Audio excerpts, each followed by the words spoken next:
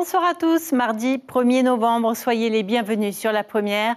Voici les titres que nous allons développer dans cette édition.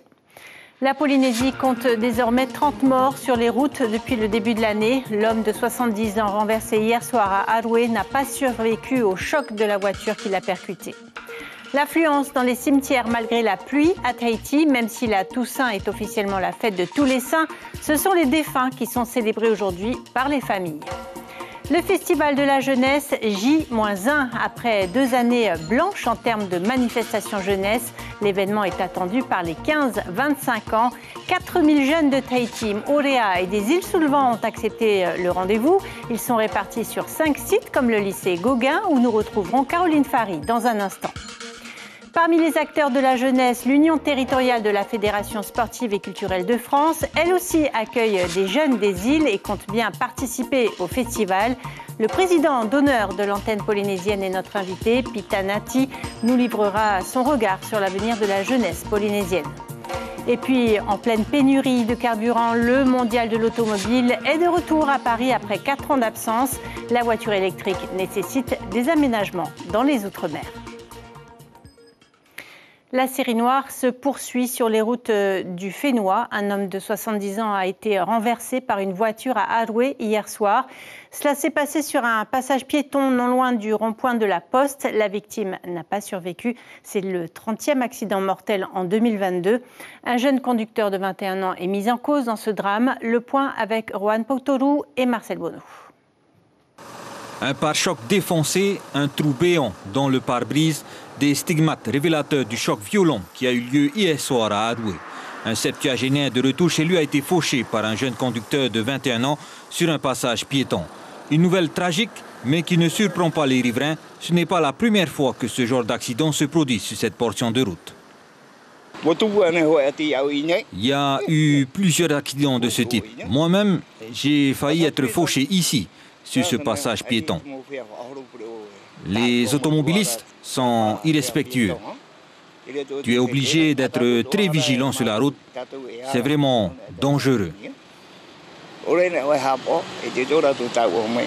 C'est souvent qu'il y a des accidents là-bas, des gens qui se font percuter.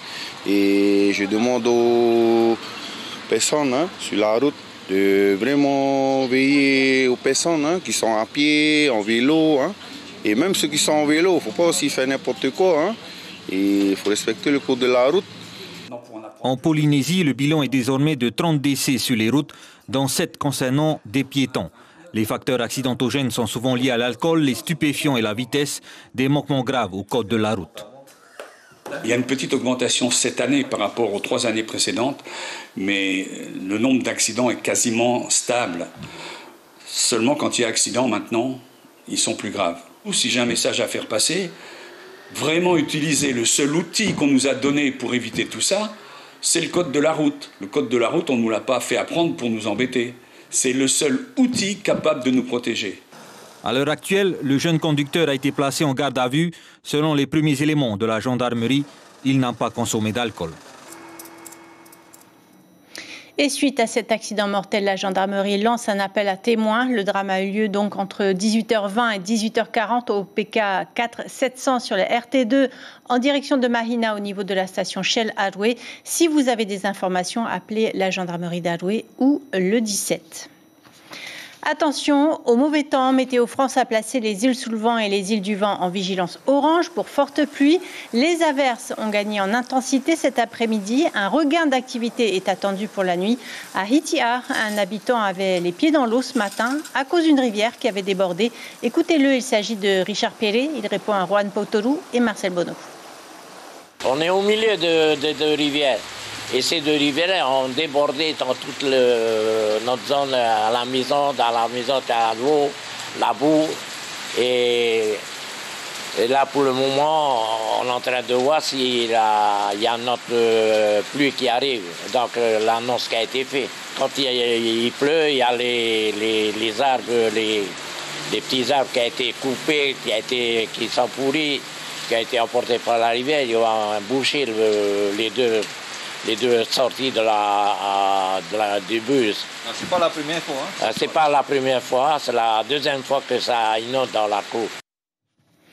L'émotion dans les cimetières en ce jour de la Toussaint, même si officiellement la fête des morts est célébrée demain, c'est aujourd'hui que les familles ont rendu hommage à leurs proches disparus.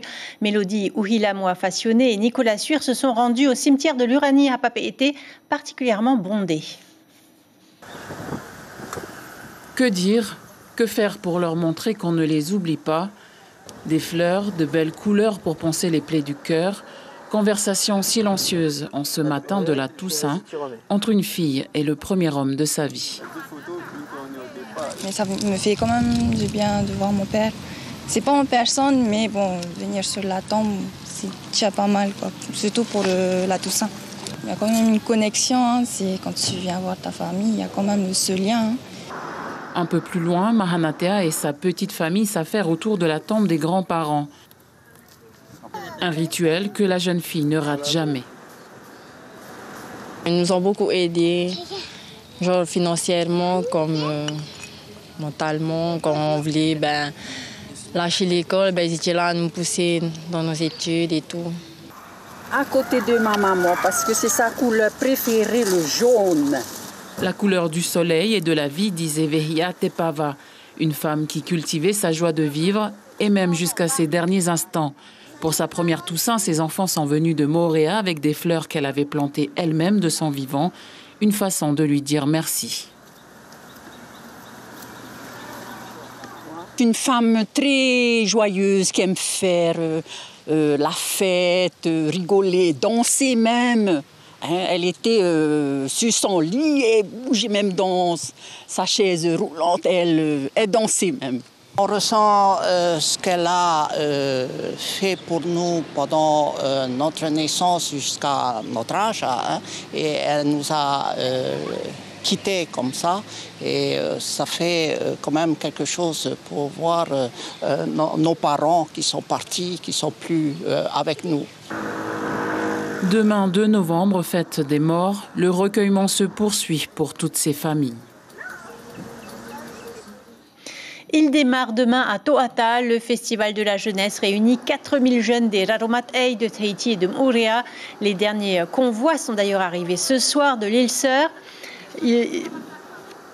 On va rejoindre tout de suite Caroline Fary. Vous êtes actuellement au lycée Gauguin, Caroline, l'un des 5 sites d'activités proposés aux jeunes. Quelle est l'ambiance sur place ? Eh bien, Cybèle, vous le constatez, l'ambiance est plutôt festive, mais non moins studieuse, grâce à ces élèves de Wahine qui sont en train de répéter activement pour ce festival de la jeunesse 2022. Après la crise sanitaire, eh bien, c'est une grande récompense pour tous les jeunes, 500 jeunes, plus de 500 jeunes qui sont arrivés hier des îles. Ils sont menés de main de maître par Tawahere Maono, qui est avec moi, qui est de l'Union polynésienne de la jeunesse, responsable de l'hébergement au lycée Gauguin. Tawahere, c'est une organisation titanesque. Comment est-ce que ça se passe depuis hier ? Alors depuis hier, eh bien, on a accueilli notre toute première délégation, la délégation des Raromatei. Notre plus grosse délégation, c'est la délégation de l'île de Bora, avec une centaine de jeunes venus de Bora. Alors ils sont bien arrivés à 17h hier et ont intégré l'hébergement, donc le lycée Paul Gauguin. Alors il y a toute une organisation logistique, bien évidemment, et aujourd'hui on se prépare à entrer dans les festivités de demain, puisque c'est demain que le festival ouvre ses portes. Alors pendant 3 jours, il va y avoir des animations, de la danse, des jeux. Alors il y aura, à l'heure actuelle, nous avons prévu plus de 80 activités qui seront offertes à toutes les délégations, à tous les jeunes. On espère pouvoir accueillir dans notre festival 2022 un peu plus de 3000 festivaliers. En tout cas, les délégations se préparent, les îles en tout cas poursuivent les préparations et ont hâte de pouvoir rencontrer leurs pairs des communes de Tahiti. Vous veillez au grain, je crois, parce que hier il y a eu des contrôles de police, aujourd'hui aussi il y a eu quelques petits incidents. Oui. Alors on a la chance sur l'aspect sécurité de la manifestation, et parce que la réglementation nous l'impose tout simplement, on peut bénéficier du concours de la DTPN que nous remercions, de la gendarmerie nationale et des 2 polices municipales, donc de Fa'a et de Papeete, qui ont mis en synergie leurs compétences pour nous venir en aide. Alors oui, il y a des contrôles bien évidemment, parce que on n'est jamais à l'abri d'un incident, et donc il y aura des contrôles inopinés à chaque entrée de nos sites d'activité, dans l'hébergement et les délégations des îles ont déjà été surpris par le comité d'accueil.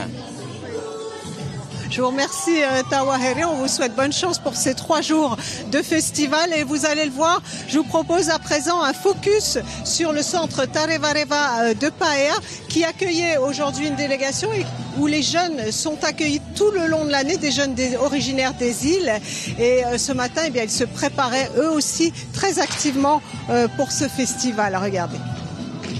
Alors moi c'est Jason. Alors là, je m'habille pour l'animation de ce matin.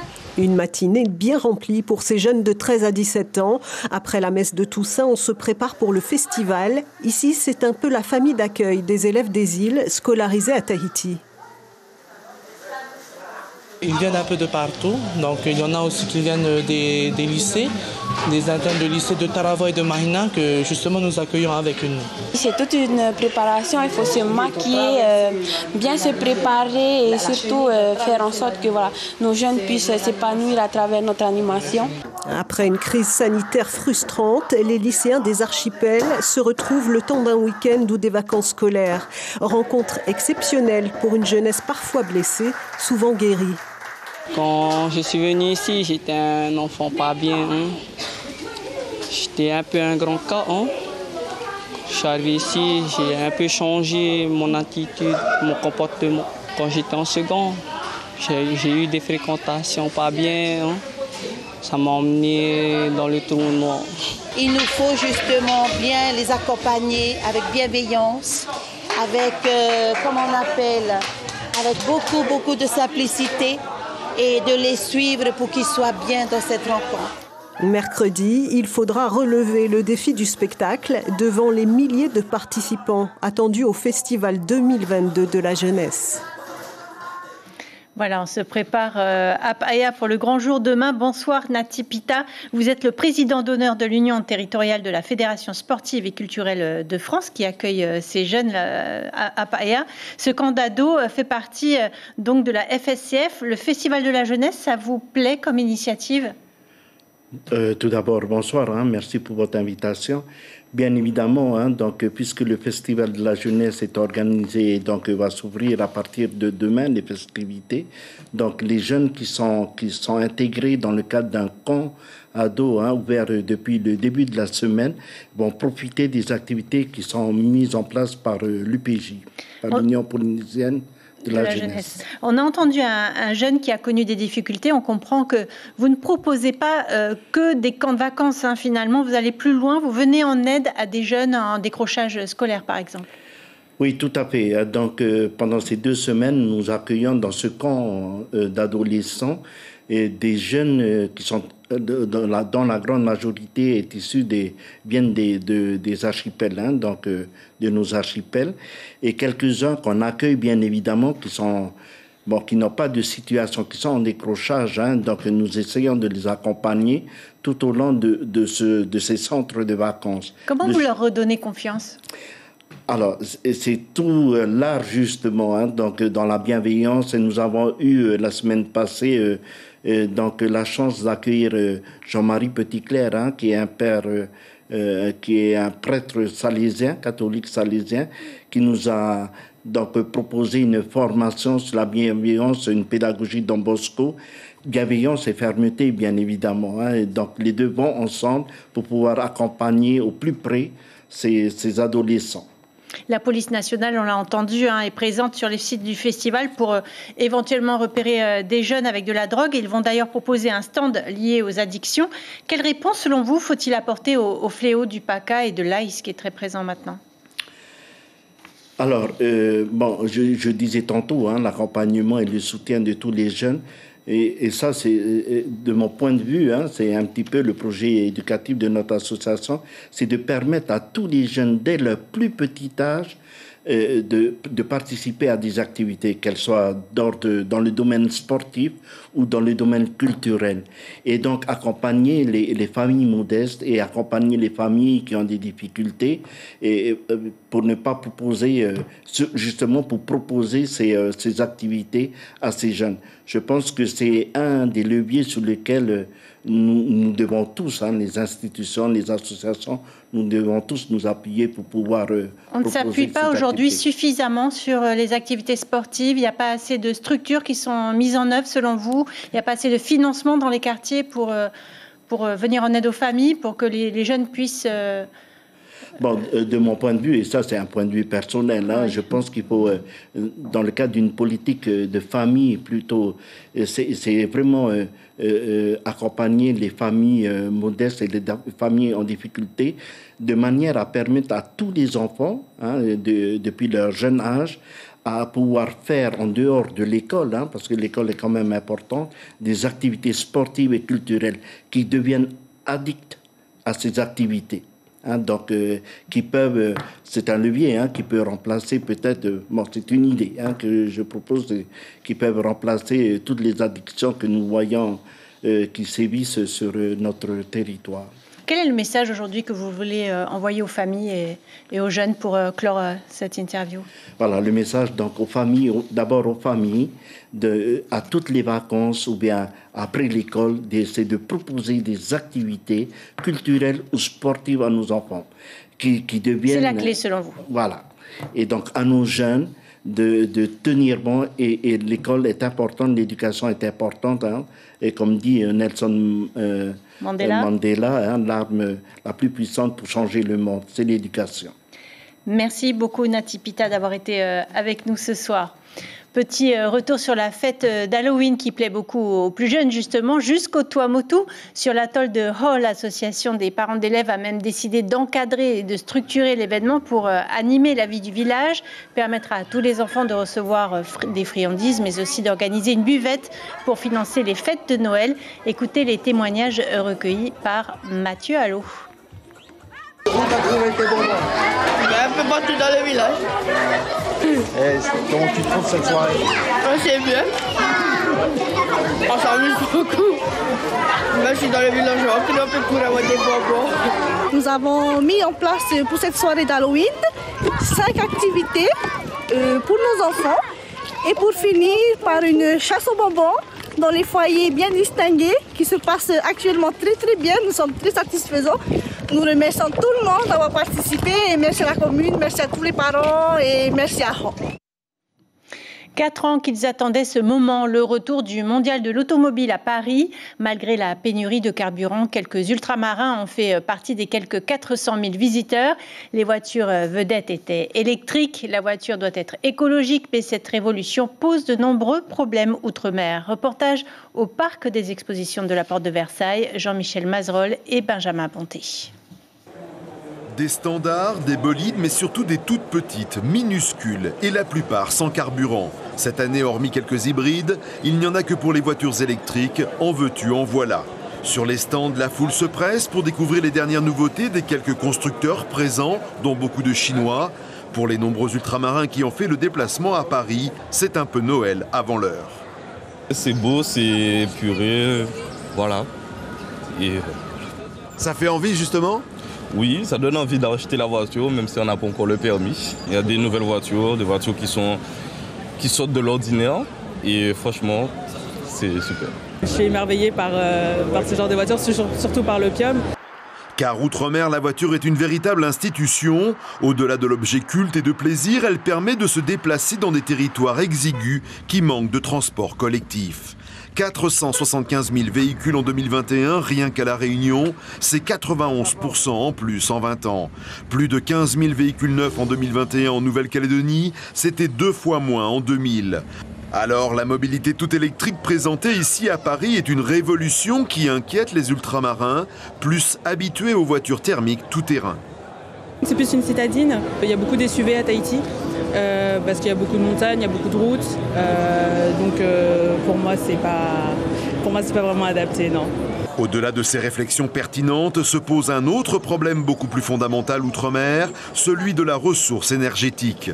Si la plupart des ultramarins s'équipent demain de véhicules électriques, comment chaque territoire pourra-t-il produire et fournir aux habitants toute l'électricité nécessaire à leur fonctionnement ? Une question stratégique que les politiques vont devoir prendre à bras le corps si les outre-mer français veulent participer à l'effort environnemental mondial en matière de décarbonation. On arrive au terme de ce journal. Je vous en rappelle l'information principale. La Polynésie compte désormais 30 morts sur les routes depuis le début de l'année. Un homme de 70 ans a été renversé par une voiture à Arouet hier soir. Cela s'est passé sur un passage piéton non loin du rond-point de la Poste. La victime n'a pas survécu. Un jeune conducteur de 21 ans est mis en cause dans cet accident. À la une de votre quotidien demain, Tahiti Info titre « Savoir sauver nos oiseaux ». Un programme riche et varié sur la première ce soir. La série documentaire Our Dreams Tahiti sera suivie du téléfilm Meurtre en pays Qatar. Et enfin, vous pourrez voir la série This Is Us. Ainsi s'achève cette édition. Merci de l'avoir suivi. J'aurai le plaisir de vous retrouver demain. D'ici là, excellente soirée sur nos antennes.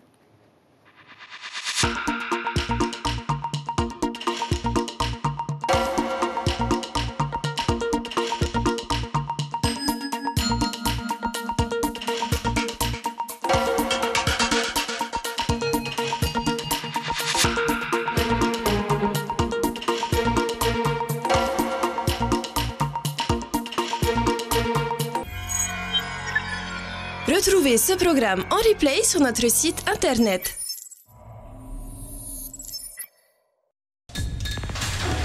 L'information en continu sur Polynésie la première, internet et réseaux sociaux.